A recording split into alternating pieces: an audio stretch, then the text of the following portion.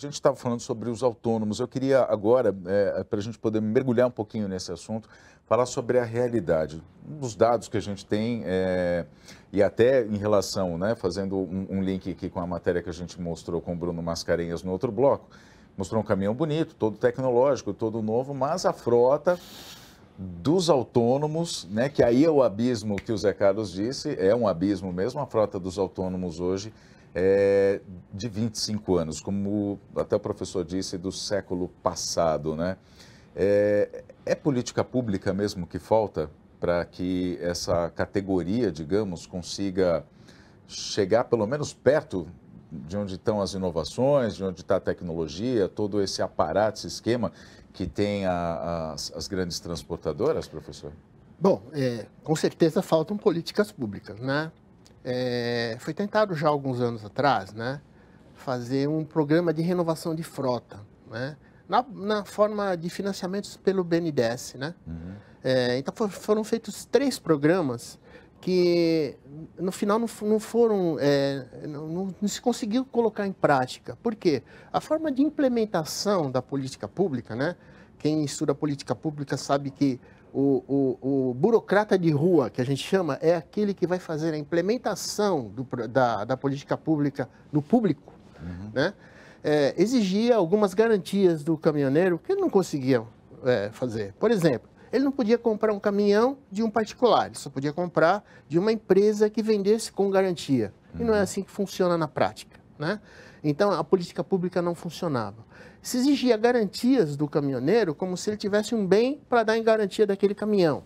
Embora os juros fossem pequenos e a prazos longos, diga-se de passagem, eles foram deixados de lado, né?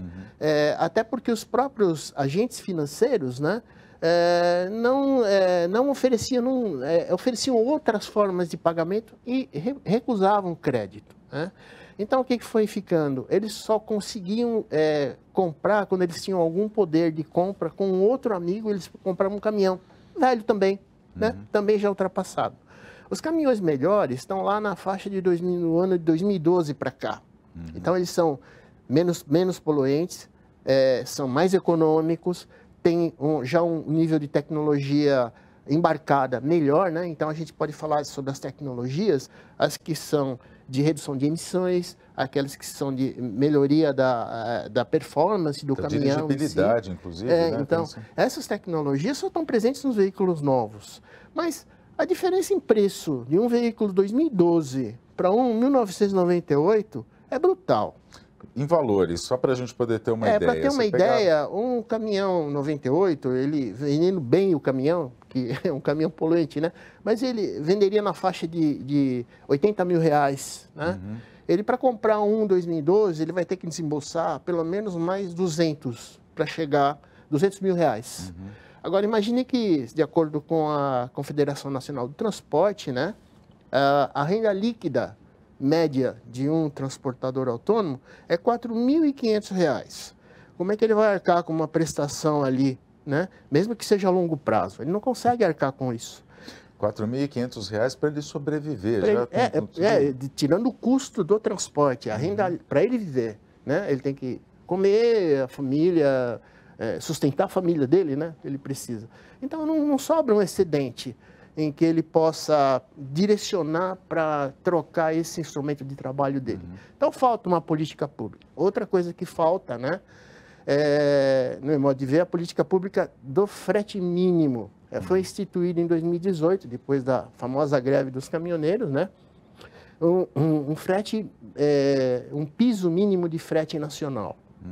Acontece que isso, apesar de ser uma lei, ela foi contestada no Supremo Tribunal Federal, ela está sub júdice. Então, ainda se pratica fretes fora desse piso mínimo, que é uma realidade, né?